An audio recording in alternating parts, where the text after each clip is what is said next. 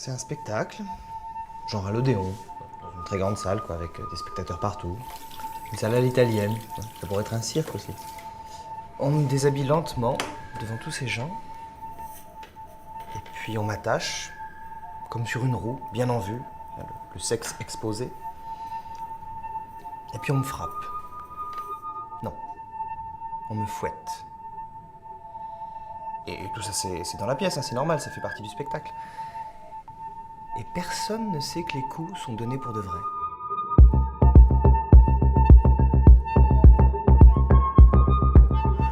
Le voisin du dessus n'aime pas tellement le bruit.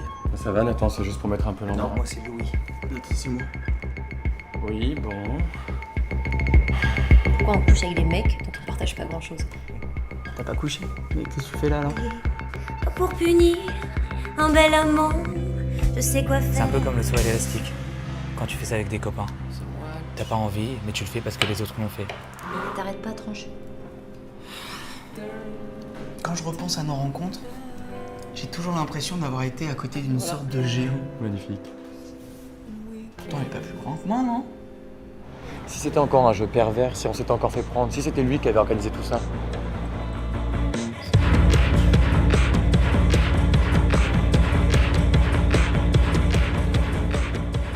T'as dit ce qu'il fallait pour te faire plaisir. C'est un caméléon, il a aucune personnalité. Il se transforme en fonction de sa victime. Lui, c'est nous, rien d'autre. Je n'ai pas de plaisir à se regarder. De vrai plaisir. Parce que quand tu prends du plaisir à regarder les gens, tes pupilles se dilatent. C'est réflexe. Comme une réaction de désir. Moi je sais que personne n'osera interrompre la séance de torture. Même si ça va trop loin. On n'interrompt pas un spectacle.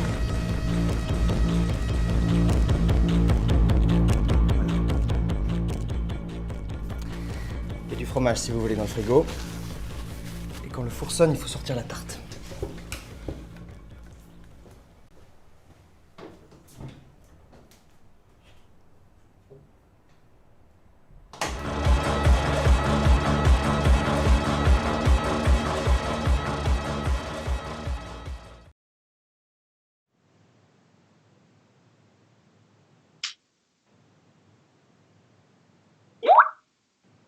Hi there, my name's Michael Blyth. I'm one of the programmers from BFI Flare, and I'm delighted to be here today to talk to Olivier Ducastel, one of the directors of Don't Look Down, which is currently available to stream on BFI Player as part of our Flare at Home collection.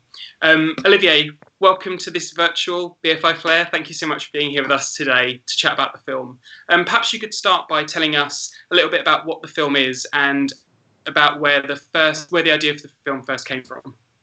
Yes, thank you for inviting me to this virtual Q&A. The film is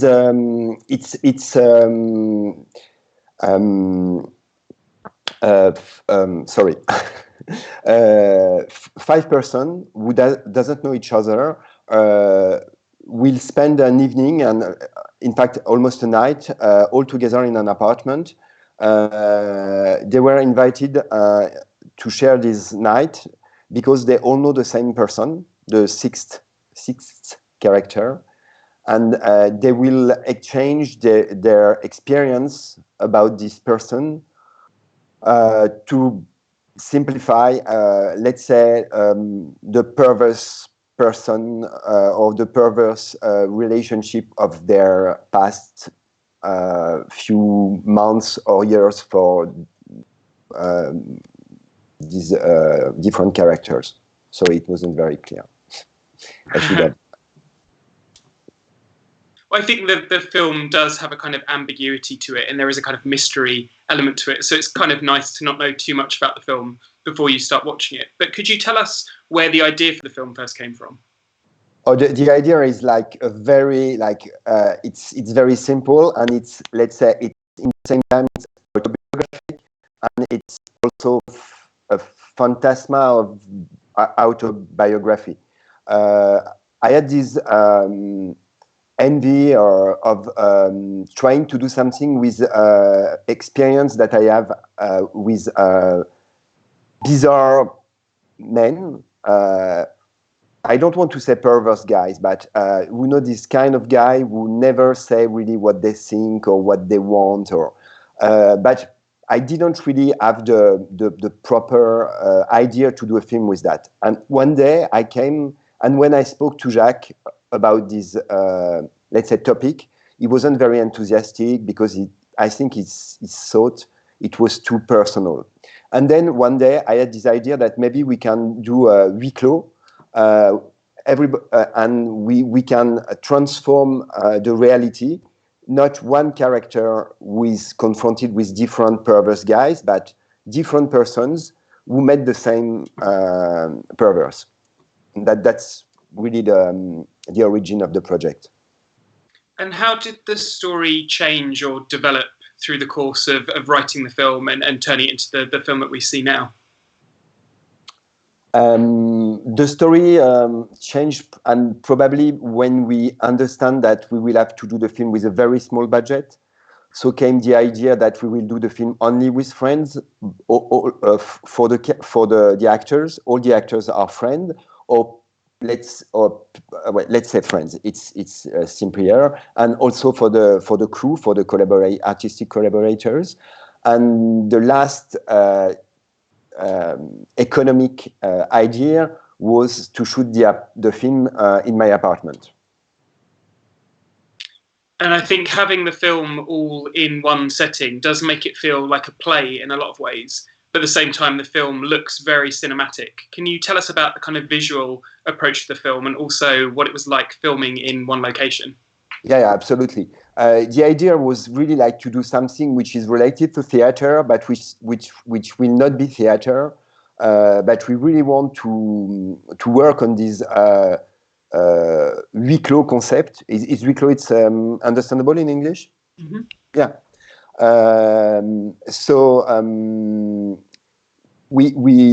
We organize everything to make. We rehearse, for example, like for a stage production, more than for a cinema production. We did lectures from the script. We rehearse on the set. We also rehearse with the lights of the film. And so then when we begin the shooting, everything was really prepared in terms of organization and artistic direction. And the only improvisation was the acting. The only, work in progress was the work with the actors on the set, which is not only. I mean, the very interesting experience was to invent the characters in front of the camera with the actors. And you just briefly mentioned the lighting, and I think the way the film looks is so striking. The kind of neon colours and the blues that run throughout the film. Why did you choose to shoot the film in this way? What did the kind of colours add to the film for you? In the previous film, Theo and Hugo, which is Paris 559, I think in English, but anyway, Theo and Hugo, we had this first scene in the dark room with red light, and we love to work with this only color with the DOP. And it's the same DOP than for Theo and Hugo. And when I gave him the script, he was a little bit frightened by the fact that all the film will take place in this apartment. And he knew the apartment because it's mine. And for him, it was like a very realistic place. And I very quickly, I told him, but it will be by night and you can do whatever you want with the lights. It doesn't have to be realistic. We can imagine that the character is someone who color lights, and so that's why we work together. And step by step, we decided to put more color in the film, and especially we decided that the atmosphere will change from one scene to another to avoid the boring aspects of just one set. And the film was shot in your apartment, you said, and is that the apartment that you're in right now? Yeah, absolutely. I can show it to you. So you can see that it's. You can recognize some elements of of the set, but I can't really show you the view, I think, because there's too light on Paris. But anyway, it's Paris behind the window. I will try to put the camera at the right place for the rest of the interview, but I think it's okay. Something like that. Was it? It must have been quite challenging to shoot a feature film in a space that wasn't designed for a film to be shot in. What were some of the kind of difficulties that you faced when you were making the film? It would have been much more easier if we had money to reconstruct the same apartment in a studio, of course. It was a little bit difficult because we have to be very well organized in terms of space, even if it was a very small crew. The 5 actors with us, we were generally 12 in the apartment, which is it's not a large flat. There's just 2 bedrooms in near the main room. But it was part of the experience. It was an experience of confinement in a way, but with 12 persons. So it was kind of a preparation for what we're going through at the moment in some ways. Yeah. You co-directed the film with Jacques Martineau, who you've collaborated with for a long time. Can you tell us a little bit about how the two of you came to work together and what is your collaborative process? The process is almost the same since the beginning, even if it evaluates a little bit, of course, during the time.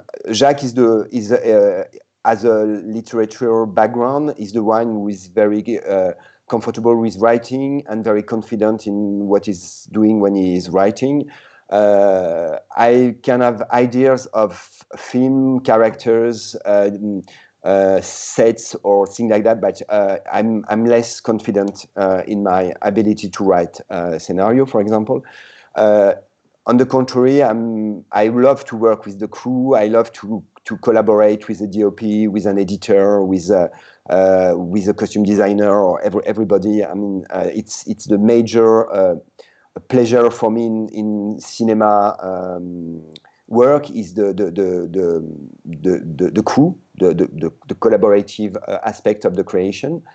So we had this during the first part of the process. When it's writing, Jacques is a kind of a leader, and when we are preparing the film and on the set, I'm most the one who is in charge of.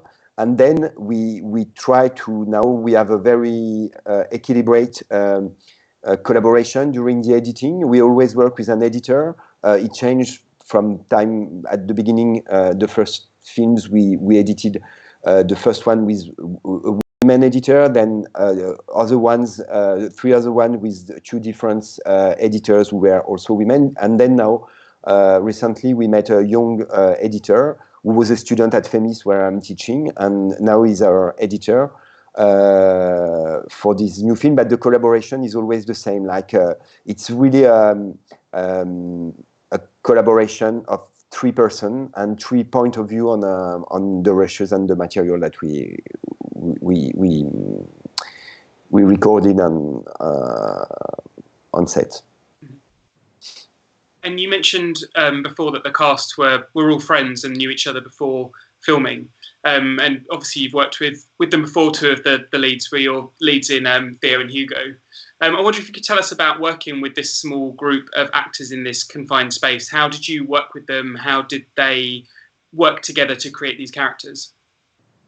We, as I said, we made lectures from the script. So the one who doesn't know each other before met during these readings of the scenario. So there's 2 guys who were on Theo and Hugo, and the one who plays Nathan was the casting director of Theo and Hugo. So these 3 ones, they know each other. The guy who is from Indian origin was a student at FEMIS. He's a young director and also an actor, but I met him through the school where he was as a director student to be a director. And the women, was my student at the drama school, French drama school. So I know very well the 5 of them, but they don't know each other until the beginning of the rehearsal. And I mean, it's young actors. They are trained to theater. They are trained to workshops.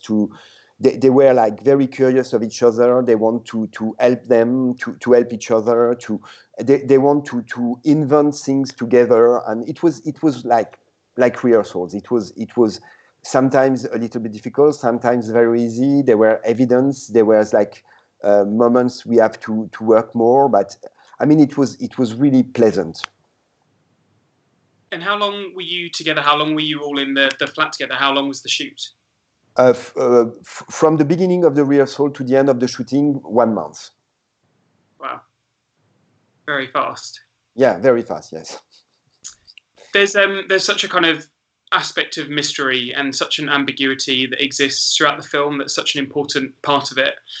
When you were approaching the film and writing the film and thinking about it, did you think of it in terms of genre, in terms of thinking about it as a mystery or a thriller, or do you think of it more as a kind of film about personal relationships, and do you think about it more as a kind of drama?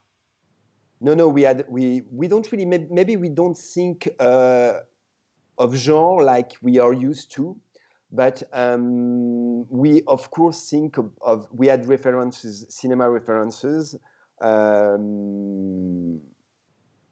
Right now, I forgot most of them, except The Rope by Hitchcock. But no, of course, we had this Fassbinder movie, Petra von Kant, Bitter Tears.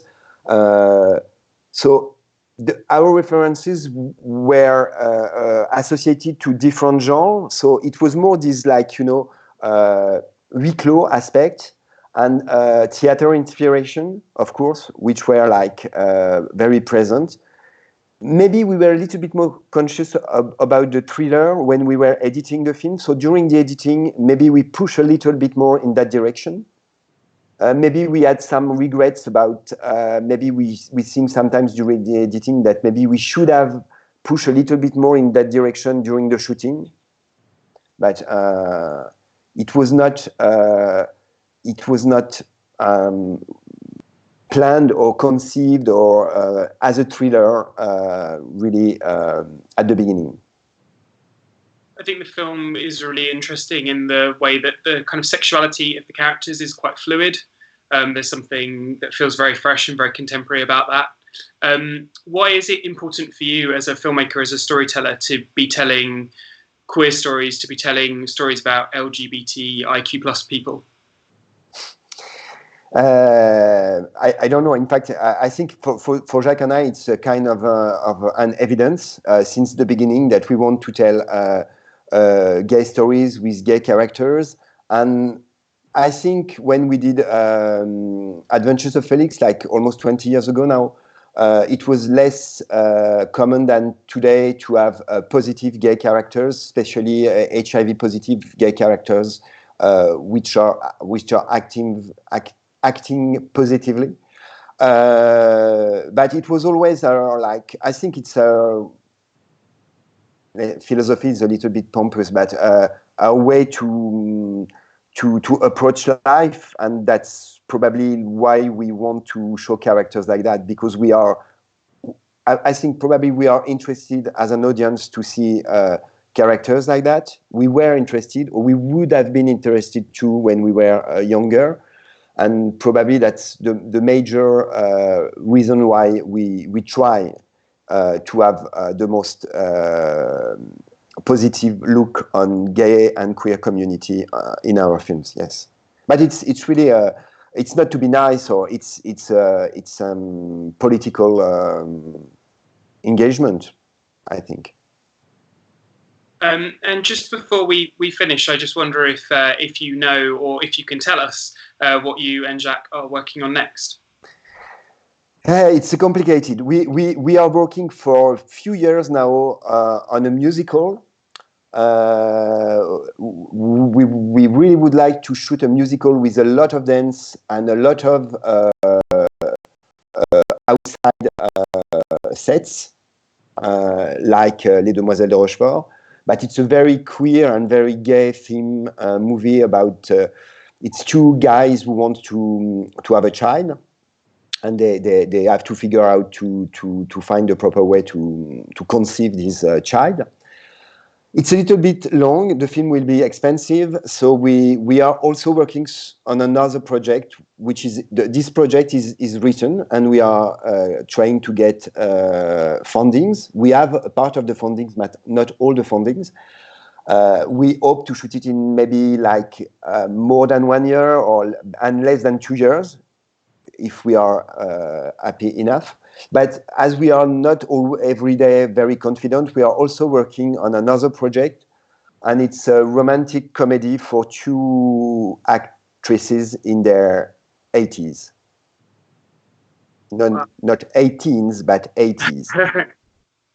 Well, I mean, sounds like we've got lots to look forward to coming from you guys. I just want to say huge congratulations on Don't Look Down. The film's really extraordinary, and I'm so glad that we could bring it to audiences and find a way to get it out there during these difficult times. But as I mentioned at the beginning, for anyone who's watching, you can watch the film on BFI Player as part of the Flare at Home collection. But now, Olivier, thank you so much for taking the time to speak to us today. May I say a word, a last word? I just want to share my sympathy for people who are working in British hospitals. Absolutely. Thank you. Thanks for being with us. Thank you very much.